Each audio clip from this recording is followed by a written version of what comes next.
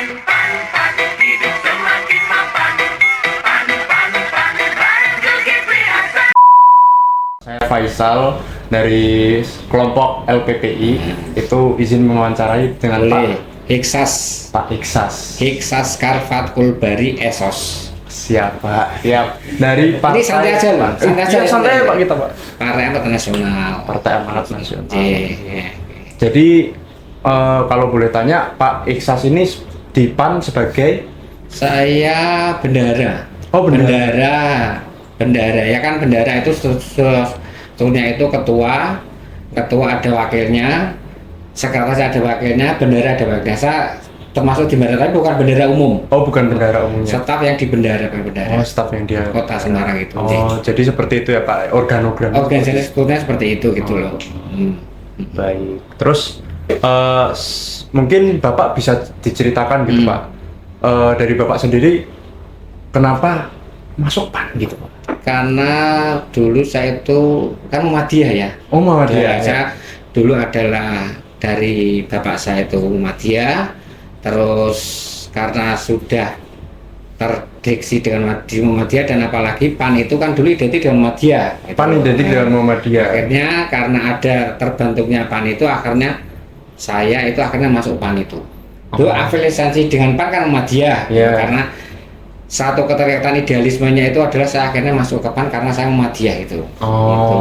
Bukan definisi saya harus ingin mencari satu, enggak, karena saya dulu adalah anak orang Muhammadiyah, akhirnya saya masuk di PAN itu Kota Semarang tahun 2000. Tahun 2000. Jadi PAN ini ideologinya identik dengan Muhammadiyah. Muhammadiyah. Gitu. Karena istilahnya kan identiknya itu PAN itu ya plural, tapi lebih kenyorkan ke agamis gitu loh, karena dulu kan pendirinya adalah Bapak Amin Rais, notabene adalah orang Muhammadiyah. Terus teman-temannya juga orang Muhammadiyah itu. Pada saat itu Bapak Amin Rais pada tahun 98 mendirikan PAN karena berafiliasi dengan Muhammadiyah. Dulu mayoritas adalah yang masuk adalah orang-orang Muhammadiyah seperti itu. Oh gitu. Jadi kalau dari PAN ini sendiri nih, buat gini kan, kalau partai politik itu menurut Bapak tuh misinya ngapain sih Pak? Gitu. Kalau kalau partai politik kan artinya kan dalam satu negara kan harus berpolitik ya. Iya. Terutama kalau ingin masuk politik adalah ya tujuan muaranya itu seseorang politik yang menjadi anggota dewan gitu loh. Nggak mungkin dalam ikut berpolitik hanya menjadi staf, hanya anggota, tapi tujuannya adalah menjadi anggota dewan. Setelah menjadi anggota dewan, otomatis kan bisa mengatur kenegaraan itu gitu loh. Jadi kalau memang hanya kok nomor politik, kenapa? Karena aku hanya ingin ikut-ikutan, itu nggak boleh. Karena memang muaranya istilahnya orang masuk politik ingin bernegara, akhirnya muaranya ingin menjadi anggota dewan yang tujuannya bisa untuk mengatur pola pemerintahan yang ada di Indonesia ini. Gitu. Jadi intinya mengabdi masyarakat itu ya, betul seperti itu gitu loh. Nggak mungkin kan aku tak anggota partai tapi tak jadi pesuruh. Jadi anggota kan tidak mungkin. Muaranya seperti itu, walaupun akhirnya nanti akan keterpilihan pada waktu pilkada ya, pilkada atau pilek otomatis kan dengan adanya nanti orang itu masuk berpolitik, mengakibatkan orang itu akan muaranya maju adalah menjadi anggota dewan gitu loh. Kalau di kota itu DPRD, kalau di Jawa Tengah itu DPRD Jawa Tengah, kalau yang di pusat DPRD pusat. Oh gitu. Jadi mungkin itu kan secara umum ya Pak ya, partai kan memang seperti itu.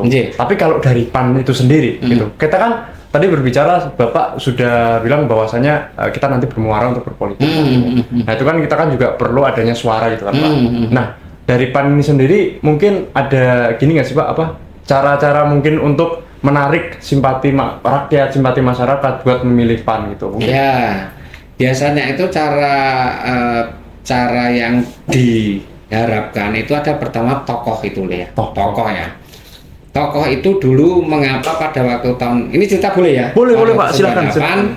Itu kan pada waktu reformasi namanya Pak Amin Rais, sudah kenal Pak Amin Rais.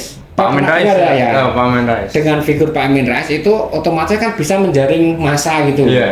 Apalagi dengan tokoh-tokoh yang ada di daerah-daerah diambil dari daerah yang sudah terkenal di masyarakat, otomatis kan suaranya itu oh ternyata ada tokoh yang masuk, akhirnya masyarakat akan ikut juga dengan banyak kegiatan berafiliasi dengan masyarakat, dengan caranya yang bagi sembako, dengan caranya dengan apa istilahnya itu kegiatan sosial lah, yang sebetulnya otomatis pertama biasanya itu kalau di partai itu condongnya ke tokoh gitu ya, tokoh. Setelah tokoh itu ada yang masuk partai, otomatis kan masyarakat akan mengidolakan tokoh ini, otomatis kan berbondong-bondong ingin ikut ke partai tersebut gitu. Kita bisa cerita lagi mengapa sekarang terus terang di Semarang sini drop mas. Drop karena dulu pada tahun 99 itu dewanya ada 6, terus 2000 itu ada 4, 2 sekarang 1 ya, karena memang saya mengatakan itu ketokohannya dulu pada saat itu kan memang identik patuh dengan Pak Amin Rais ya mas. Tapi ternyata Pak Amin Rais itu sekarang sudah pindah lah, dengan hilangnya ketokohan itu otomatis kan mayoritas yang dulu mengidolakan beliau otomatis kan lama-kelamaan akan berkurang juga. Pertama adalah ketokohan, yang kedua adalah sosialisasi. Yang pertama adalah mengadakan kegiatan sosial yang berkaitan dengan kepentingan masyarakat seperti itu. Jadi pertama saya kira contohnya lah, kalau di PDIP kan masih ada figurnya Megawati, di Demokrat ada figurnya Bambang Susilo, terus ya di Gerindra Prabowo lah. Beliau itu karena ternyata yang pendulang suaranya itu ternyata dari tokoh-tokoh itu gitu. Kalau tokoh-tokoh sudah lepas, sudah tidak ada di partai itu, insya Allah mungkin otomatis pengikutnya pun juga akan hilang juga gitu loh. Ceritanya tadi mengatakan bahwa bagaimana caranya untuk menggait massa seperti itu ke tokoh. Tapi ternyata kalau di Semarang sini karena memang maaf ya, kalau di sini Semarang itu kan identik dengan merah ya otomatis ya. Pak, ya. Bagaimanapun getolnya PAN sini untuk bersosialisasi, tapi misalkan dari wali kota, dari kepala dinasnya, dari apapun itu kan masih mengangkut ke merah, otomatis kan apa-apa kan geraknya juga agak dipersulit. Saya pikir juga istilahnya itu memang kekurangan. Karena di sini seperti ini loh mas, untuk PAS sendiri kan di kota Semarang ya, itu kan bukan partai besar. Nah, kalau partai besar otomatis kan untuk seperti kegiatan kan ada dana. Partai itu tidak lepas dari dana gitu loh. Semakin banyak dewan, ya semakin dananya semakin banyak. Tapi semakin sedikitnya dewan, otomatis dana kecil. Dana itu memang untuk sosialisasi. Kegiatan seperti itu gitu loh. Ceritanya seperti itu untuk anu seperti itu. Menarik ya ceritanya dari Mas Isa. Jadi ya itu mungkin Bapak juga bisa menceritakan lagi gitu Pak. Ternyata kalau PAN ini kan juga masih masuk ke dalam elektoral gitu ya Pak. Ya masuk, alhamdulillah itu. Alhamdulillahnya masuk, dan mungkin Bapak bisa bandingin nggak sih Pak, gimana tuh sepak terjangnya dari yang eleksi tahun lalu, eleksi tahun sebelumnya dengan eleksi yang sekarang? Mungkin Bapak, untuk pusat atau untuk pusat atau semua global? Mungkin global aja, mau pusat silakan gini ya. Memang elektabilitas tapi seperti yang untuk untuk elektabilitas itu untuk untuk pusat berarti ya. Memang kemarin itu untuk Partai Amanat Nasional kan diuntungkan dengannya kita dukung Prabowo. Dengan adanya dukung Prabowo, otomatis kan orang ketang sidik kan, orang yang tidak akan nyoblos ke partai yang lain yang masih ada delik dengan Muhammadiyah, otomatis aku mengedorkan bahwa aku ingin partai lain ternyata PAN nyoblos PAN itu tuh. Istilahnya gini, penariknya itu untuk PAN sekarang kan PAN masih 6%, 6, berapa persen. Itu karena pada saat itu karena PAN itu dengan Bang Zul itu mendukung Prabowo, otomatis kan suara-suaranya yang tidak mendukung ke Pak Ganjar, itu otomatis aku tandung Prabowo. Aku lihat karena aku seneng PAN ya, akhirnya 16 di PAN seperti itu gitu loh. Jadi istilahnya ya tidak harus istilahnya ya. Ya memang karena diuntungkannya saat ini Pak Prabowo, Pak Zulkifli Hasan selaku ketua DPP PAN itu mendukung Pak Prabowo. Kalau kemarin pada saat ini akhirnya kan untuk pusat, untuk DPR pusat itu memang ada peningkatan. Dulu 6, berapa, sekarang ada peningkatan naik gitu, walaupun masih tetap 6. Tapi masih tetap ada yang masuk di Senayan gitu. Contohnya seperti kalau kita bandingkan dengan P3 ya. Mengapa P3 kok yang dulu ada di Senayan sekarang tidak? Karena dulu Pak P3 kan dukung Ganjar Pranowo. Ganjar Pranowo ya. Pak Ganjar. Nah, elektabilitas di Ganjar Pranowo saat itu otomatis kan rendah. Otomatis kan efeknya itu juga aku rak seneng karo Pak Ganjar. Ternyata P3 dukung Pak Ganjar. Nah, otomatis kan akhirnya tidak mencapai 3-4%, akhirnya P3 tidak masuk di Senayan. Gitu.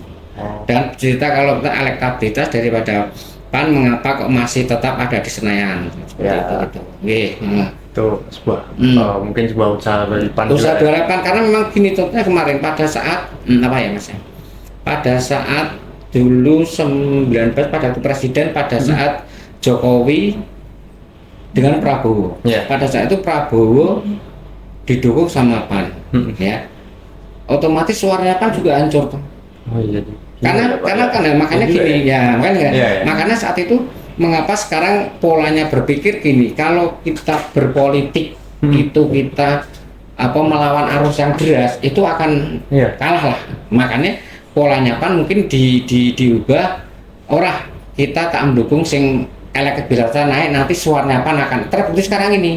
Tuh 2019 pada waktu Pilpres itu pada waktu mendukung Pak Prabowo melawan Pak Jokowi, suara PAN juga hancur. Itu misalnya ikut mulya karo capres yang saiki gitu. Oh iya benar. Ikut mulya sama capres yang sekarang ini yang Pak Prabowo ini gitu loh. Benar. Tapi kalau saat itu nanti pada saat ini mungkin Pilpres kemarin PAN itu mendukung Ganjar Pranowo atau Anies, itu mungkin tidak akan seperti ini ya Pak. Karena elektabilitas dari Pak Prabowo dan Gibran kan tinggi sekali. Itu diundukannya seperti itu gitu loh. Jadi enggak apakah PAN enggak? Karena saya merasa itu ya, karena dukungan kita PAN terhadap Pak Prabowo itu benar-benar all out, akhirnya kan suara-suara itu akan masuk ke PAN juga, suara jarinya tuh soalnya itu gitu. Tapi menarik Pak, ini menarik sih bagi saya karena saya malah terpantik gitu Pak. Apakah yang dibawakan oleh mungkin PAN juga kan termasuk berafiliasi dengan Prabowo Gibran ya? Apakah yang dibawakan Prabowo Gibran itu sesuai dengan ideologi PAN gitu? Coba mungkin Bapak bisa ceritakan. Ya karena mau tidak mau kan PAN dukung Prabowo otomatis tetap dipodok-podok itu Mas. Tidak mungkin seperti ideologinya partai notabene Pak Prabowo kan dari Gerindra. PAN dari sendiri. Ideologi partai biasanya itu berbeda-beda. Karena dengan adanya faktor kepentingan, dipodok-podok kayak gitu lah. Misalnya sebenarnya gini, PAN nggak ingin misalkan nggak ingin tahu otomatis kan karena ada kepentingan ingin bersama-sama mensukseskan Pak Prabowo, otomatis ya tetap gelem tetap digelemke lah seperti itu, menyatukan tujuan. Nah gitu loh. Kalau masalah ideologi antara misalkan notabene Gerindra sama PAN, notabene misalnya Gerindra itu kan Pak Prabowo sama PAN itu ideologi nggak bisa disamakan karena ingin sama karena faktor kepentingan. Ben iki menang, iso ngatur negara, bisa memuliakan otomatis partai yang dia naungi gitu. Gitu. Kalau ideologi memang tidak sama Mas, tapi kalau untuk kepentingannya itu sama, baru ideologi yang tidak sama itu akan digabungkan. Nah, gitu loh. Tapi misalkan kalau sama otomatis wong PAN main gede jelas nggak mungkin karena ideologinya berbeda. Tapi kalau hanya dengan untuk faktor kepentingan bersama demi untuk pada saat itu untuk menangkan Prabowo Gibran ya wes, walaupun ideologinya berbeda tak melu yang kuyung untuk menangkan Prabowo Gibran gitu. Siap. Menarik banget ini pembahasannya ya guys ya. Nah, tapi ini kan kita tadi sudah bicara soal politik nih, menarik banget sebenarnya Pak. Kalau mau ngobrol bisa lama banget ini. Tapi oke, kita geser ke masyarakat dulu Pak. Jadi setahu saya itu kan partai itu kan sebagai infrastruktur negara, infrastruktur negara untuk menghimpun aspirasi masyarakat. Nah, mungkin kalau PAN ini cara menghimpun aspirasi masyarakat tuh gimana? Lewat reses. Gimana itu Pak? Mungkin bisa ceritakan. Reses itu kan tiap anggota dewan itu kan tiap 3 bulan sekali atau 4 bulan sekali itu untuk terjun ke masyarakat. terjun ke masyarakat 3 bulan 3 bulan sekali atau 12 kali kita nggak tahu karena saya nggak tahu Dewan ya. Tapi 3 bulan sekali terjun masyarakat itu Dewan itu akan bertemu langsung ke masyarakat. Keluhan masyarakat apa itu akan ditampung per dapil masing-masing ya, masing-masing ya. Setelah aspirasi masyarakat ditampung, otomatis kan nanti suat ada dewan rapat di kedewanan. Beliau-beliau yang itu yang dari aspirasi masyarakat kan ngomong, oh daerahku seperti ini, aku butuh jalan ini, aku butuh bendungan gini, aku masyarakat itu masih ada stunting seperti lah. Dengan ada laporan dari masyarakat itu nanti akan membuka suatu kan disidangkan. Akan memberikan suatu peraturan. Oh ternyata daerah ini harus dibangun, daerah ini dibangun seperti itu. Yang seperti jenengan tanyakan bagaimana dengan cara reses gitu loh. Kalau sudah ada dewan loh ya. Jadi setiap dewan itu 3 bulan sekali atau 4 bulan sekali itu akan mengadakan reses dengan tujuan menampung aspirasi masyarakat. Setelah aspirasi masyarakat itu dimasukkan ke dewan nanti akan disidangkan. Nah, akan otomatis nanti keputusan apa nanti yang akan merumuskan bahwa oh ternyata daerah ini jalannya rusak gini ya, nanti dengan ada rezekinya itu diperbaiki. Oh di sini masih ada stunting. Oh akan ya, itu dengan cara aspirasi masyarakat lewat jalan reses itu. Gitu. Jadi kalau misal umpamanya kita sebagai warga negara biasa nih ya, masyarakat biasa, kalau reses tuh lewatnya mana kalau buat ke PAN ini? Lewatnya tadi kita langsung buat reses kan disidangkan, tapi kalau masyarakat nih ngomongnya kemana nih? Kan gini, untuk dewan-dewan itu kan tidak hanya PAN, kita khusus ngomong PAN atau semua dewan. PAN. Berarti kalau PAN itu biasanya kan tergantung pada dewannya gitu loh mas. Kalau PAN itu dulu ada 2, ya di wilayah dapil itu yang kesal lewat PAN itu, gitu loh dapilnya itu mas. Di Semarang ada 6 dapil, 1, 2, 3, 4, 5, 6. Ternyata yang ada dapilnya itu 4, 5. Aspirasi yang untuk PAN yang bisa tersalurkan ya lewat di dapil 4 dan dapil 5, gitu loh. Untuk dapil 1 kan nggak ada dewannya PAN, otomatis kan nggak ada salurannya. Bisa juga dari dapil lain bisa nanti datang ke sini bilang Pak bisa juga seperti itu, tapi lebih efektifnya untuk karena ada dewannya untuk dapil 4 dan 5 ya dapil setempat itu. Tidak harus misalkan aku dapil 1 WP ya nggak apa-apa gitu, nggak apa-apa misalkan ke sini Pak Wahid di sana itu ketuanya Pak Wahid, di sana masih ada ini ya, nanti Pak Wahid juga ada stafnya yang nulis gini baru nanti dimasukkan ke dalam sidang-sidang itu seperti itu gitu. Harusnya memang apa istilahnya ya tidak harus dapil 4, dapil 5 harus enggak. Memang lebih efektifnya itu kalau ada dewannya gitu loh. Misalkan dapil 1 ada dewannya, dapil 2, dapil 3, dapil 4, dapil otomatis kan aspirasi dari masyarakat kota Benepan akan mudah menyalurkan pada dewan setempat gitu loh. Tapi kalau dapil itu tidak ada dewannya, otomatis kebingungan. Akhirnya apa? Ya tetap kembali ke fraksi lagi. Tapi memang katanya ini memang membutuhkan dana yang tepat, otomatis kan tidak semudah kalau dewan itu ada yang banyak. Seperti PDIP, Gerindra, Golkar seperti itu. Karena PAN itu ada 2, otomatis ya menyampaikan aspirasi di saat itu ada dewannya dapil 4, dapil 5 seperti itu. Mengapa PAN ini kok bisa menjadi hanya dari 6, dari 4 jadi 2, jadi 1 ya karena memang saya mengatakan bahwa kekompakan di kota Semarang ini untuk PAN saya kira itu perlu ditata. Ini koreksi dari sendiri ya karena kalau PAN itu kompak, kalau PAN itu apa istilahnya kuat, otomatis nggak mungkin solid, nggak mungkin akan menjadi 1, justru malah jadi 2, jadi 3, jadi 4, jadi 5, jadi 6 itu. Karena memang pada saat ini saya sendiri selaku pelaku organisasi pengurus DPD PAN Kota Semarang notabene yang membidani juga istilahnya itu mengetahui Surabaya Kota PAN, karena memang terus terang leadershipnya itu nanti kekompakan daripada seluruh komponen yang ada di Kota Semarang itu memang belum kompak. Memang untuk nanti bisa diperbaiki untuk periode yang akan datang. Monggo ada yang tanya.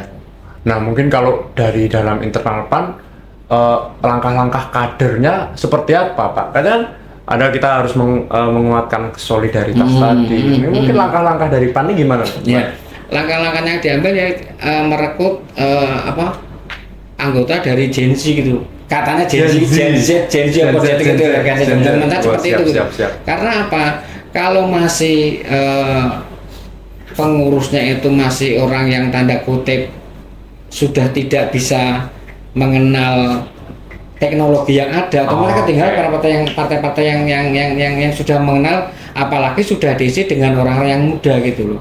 Orang-orang muda otomatis kan senang berkreatif.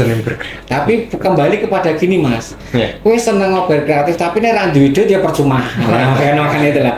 Makanya memang ini masukan kepada saya sendiri sama pengurus PAN, otomatis bicaranya ya memang nanti otomatis dari jenis caranya gimana ya, kita nanti akan menarik daripada kalangan muda untuk lebih mengenal PAN itu gimana, PAN itu gimana. Memang untuk merekrut itu otomatis diperlu kekompakan dulu, kerjasama dulu, solidnya dulu pengurus-pengurus di breakdown ke cabang dan ranting, otomatis nanti akan lebih mudah. Misalkan kan, loh PAN berantakan itu kok malah kayak ngerokok itu gimana lah, dengan ada cara solid, pengurusnya kuat, otomatis apalagi nanti DPP akan mendukung dana dari kita, otomatis lebih all out untuk merekrut angkatan muda gitu. Mungkin itu dulu aja sih Pak. Pertanyaan-pertanyaan dari saya itu sangat membantu, bahkan kita jadi kesimpulannya PAN ini merupakan partai yang benar-benar menjadi salah satu infrastruktur negara, yang mana kita menghimpun aspirasi masyarakat, kita melakukan beragam tindakan-tindakan sosial ke masyarakat, kita mencoba untuk dekat dengan masyarakat, dan kita nantinya cita-cita besarnya untuk bisa bernegara dan bermuara ke masyarakat itu lagi. Dengan Pak Azhar, Pak Dr. Azhari. Siap Pak Dr. Azhari, mungkin bisa menceritakan gitu Pak, gimana sih sejarahnya PAN ini dari awal sampai mungkin bahkan sekarang itu, mungkin bisa dari awal pusat apa yang kota Semarang saja? Dari awal pusat boleh. Kalau awal pusat itu kan waktu Bapak Profesor Dr. Haji Amin Rais menjadi Ketua Umum PT Muhammadiyah, itu ketika terjadi krisis moneter tahun 97, belum ada lahir mesti ya. Belum. Saya waktu itu masih kuliah, tapi sudah akhir-akhir. Oh gitu. Itu kan Indonesia krisis tuh itu. Dolar jadi 15.000, wes pokoknya ekonomis meraus, beras susah. Lah mulai timbul gejolak di masyarakat. Masyarakat mulai menganggap rejim Orde Baru Pak Harto ini terlalu lama berkuasa, karena sudah 32 tahun kan. Iya benar Pak. Sejak tahun 66 ya. Ya, itu mulai resah. Cuma tokoh-tokoh pada waktu itu kalau mau ngomong keras kan takut, karena terbukti mahasiswa ngomong keras hilang besok, ya kan? Itu yang memang faktanya seperti itu. Yang sampai sekarang pun nggak kembali masih ada tuh. Sampai sekarang seperti suaminya Eva Arnas itu sampai sekarang nggak kembali dan nggak ada pertanggungjawaban dari siapapun. Nah, tapi Pak Amin Rais berani. Pak Amin tuh ngeritik Pak Harto sudah lama berkuasa, gini-gini dan seterusnya. Bahkan sempat juluki Pak Harto itu Fir'aun Jawa gitu. Waduh. Nah, terus kan rame, akhirnya Pak Amin, ya walaupun tidak ada Pak Amin ya, tapi mahasiswa resah, mulai gejolak di mana-mana, yang di pusat mulai menduduki DPR-MPR. Saya sendiri waktu itu juga ikut demo, menduduki gubernuran. Saya juga masih kuliah itu di Akaba, Untak itu loh. Itu kan duduki itu, Pak Amin kan melopor itu. Setelah Pak Harto turun, terus orang-orang kan pada ingin Pak Amin jangan hanya ngomong itu selesai, tapi juga harus mau ngurusin negara. Waktu itu loh ya. Nah, untuk ngurusin negara, karena kita negara demokrasi, maka ya partai. Dulu kan partai oleh Pak Harto dikebiri hanya 3, P3, Golkar, PDI. Gak boleh ada partai lain. Nah, setelah reformasi kan orang boleh mendirikan partai. Kan dulu gerakannya reformasi namanya, 98 itu tahu ya? Iya, tapi kan dijuluki tokoh reformasi. Kemudian Pak Amin bersama sebagian tokoh Muhammadiyah dan sebagian tokoh-tokoh kritis, ada Gunawan Muhammad, Faisal Basri dan lain-lain, itu mulai berkumpul mencoba mendirikan partai, yaitu yang semula mau dinamai Partai Amanat Rakyat. Waktu itu pun Pak Amin juga sempat mau ditarik ikut P3. Lebih baik ikut P3 tapi yang reformis gitu tuh. Tapi hasil istihad politik Pak Amin itu mendirikan partai baru. Nah, kemudian dari unsur Muhammadiyah sendiri kebetulan Sidang Tanwir di Semarang. Tahun 98 itu kan se-Indonesia. Sidang Tanwirnya memutuskan Pak Amin sebagai ketua umum PP dipersilahkan kalau mau mendirikan partai. Jadi diizinkan Pak Amin mendirikan partai, tapi tentu harus mengundurkan diri sebagai ketua umum. Karena Muhammadiyah kan dari dulu netral tidak berpartai secara institusi ya. Kalau orang-orangnya monggo. Kemudian hasil keputusan majelis Sidang Tanwir itulah Pak Amin akhirnya mendirikan PAN. Jadi memang antara PAN dan Muhammadiyah ada benang merahnya. Tapi PAN tidak hanya Muhammadiyah, namanya juga Amanat Nasional. Nah itulah pertama berdirinya PAN. Gitu. Udah tahu ya. Oke, siap. Ini sejarah nih soal PAN ini bagus banget karena ternyata PAN ini nggak serta-merta punya Muhammadiyah juga ya Pak ya? Iya, enggak. Ya, karena ini nasional gitu. Betul, ya? kan di dalamnya juga ada tokoh Kristen, ada Alvin Iya juga sih. Chinese ya. Iya benar. Ada siapa lagi saya lupa itu, ada pokoknya tokoh-tokoh yang non muslim itu banyak lah. Nah kalau di Semarang itu awalnya di Jawa Tengah Pak Amin itu menunjuk ketua Muhammadiyah Jawa Tengah, saya kok agak lupa namanya, itu untuk menjadi inisiator PAN di Jawa Tengah. Nah, tapi beliau setelah ibaratnya ngurusi, karena beliau tetap ngaboti Muhammadiyah, beliau nggak mau berkecimpung di PAN tapi tetap jadi ketua Muhammadiyah Jawa Tengah. Saya sekali lagi lupa namanya, padahal terus kemudian menunjuk Pak Hadi Pranoto almarhum itu untuk ngurusi PAN Jawa Tengah. Akhirnya dideklarasikan PAN di tingkat Jawa Tengah. Ketuanya namanya Pak Hadi Pranoto. Sedangkan di kota Semarang yang ditunjuk itu Dr. Kusno Hadi. Saya tahu persis karena saya ikut di dalamnya. Waktu terbentuk di Semarang itu saya ikut. Tapi cuma saya belum jadi pengurus kota, tapi pengurus kecamatan. Iya, di pengurus kecamatan Semarang Tengah. Saya menjadi inisiator PAN di kecamatan Semarang Tengah sini. Sini kan ikut kecamatan Semarang Tengah sebelum saya pindah ke Tembalang. Saya kan tinggal di Semarang Tengah. Nah, itu seperti itu, di Semarang begitu sejarahnya. Jadi kalau PAN ini juga saya terpantik juga Partai Amanat Nasional. Pas yang dimaksud Amanat Nasional itu Pak, mungkin bisa dijelaskan? Ya kan berdirinya karena reformasi. Karena reformasi itu ya? Karena reformasi kan reformasi memberi amanat kepada Pak Amin untuk meneruskan reformasi, bahasanya kan gitu. Gitu. Dan lagi Pak Amin sendiri kan dari Muhammadiyah kan, Muhammadiyah itu sering ada kata amanah begitu. Karena menjadi setiap kali terpilih pemimpin Muhammadiyah selalu harus bisa menjalankan amanah loh. Amanah lah, akhirnya seperti itu. Dan simbol matahari di PAN itu kan juga terinspirasi simbolnya Muhammadiyah. Begitu. Muhammadiyah kan simbolnya juga matahari. Iya benar-benar. Cuma beda, ini matahari murni putih. Kemudian sinarnya itu ada 32 loh. 32? Ya orang mengidentikan ini karena 32 tahun Pak Harto berkuasa. Tapi kata pencipta simbolnya tidak, itu untuk estetika saja. Estetika saja? Kebetulan kok ngepasi. Karena kalau jumlahnya 40 orang api. Gitu. Katanya gitu. Nggak karena banyaknya provinsi di Indonesia? Enggak? Ya itu kok bisa ngepasi itu juga. Kalau kata penciptanya itu bilangnya untuk estetika, karena estetika saja. Proporsional gitu loh. Proporsional. Diambil tengahnya, diambil pinggirnya itu jumlah 32 itu proporsional. Gitu. Kenapa warnanya biru sama putih Pak? Mungkin bisa nih. Kan biru putih ya? Iya betul. Matahari kan di langit tuh Mas. Oke. Kalau malam nggak ada ya. Kayaknya kalau malam kan adanya siang. Berarti kalau ada matahari langitnya pasti biru. Gitu. Oke. Kalau langitnya hitam bulan pasti. Iya. Nah mungkin terakhir aja ya Pak mungkin. Jadi visi misi dari PAN ini apa sih Pak gitu? Mungkin bisa dijelaskan?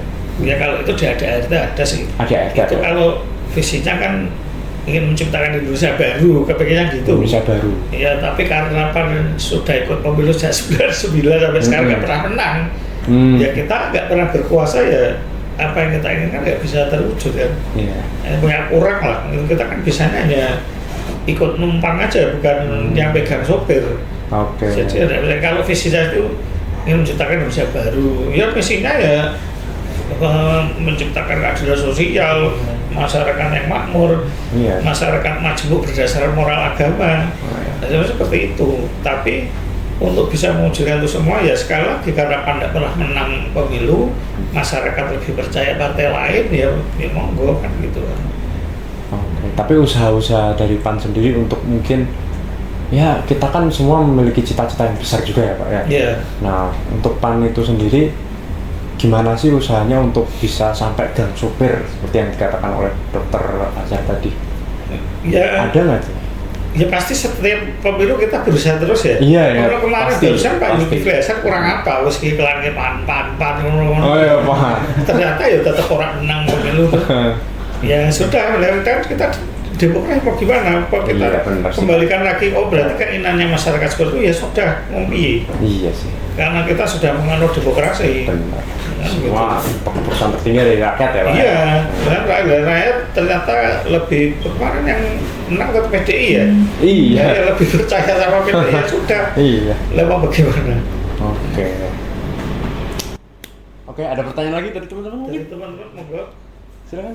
Mungkin ini bagian dari sejarah juga ya Pak. Kayak saya penasaran aja sebenarnya, kan kemarin ada saya pengen nanya aja apa dampak dari transisinya Pak Amin sama yang sekarang Pak Zulkifli?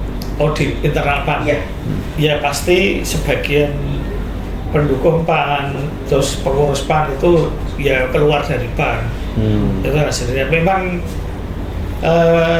ada pergeseran ya antara Pak Amin dengan Pak Zulkifli itu ya sudah dinamika politik ya. Karena kan memang ya jujur saja saya jawab faktornya itu ketika Pak Zul ingin bergabung ke pemerintahan Jokowi, Pak Amin tidak mau. Karena Pak Amin kan ya idealis banget memang, saya akui idealis.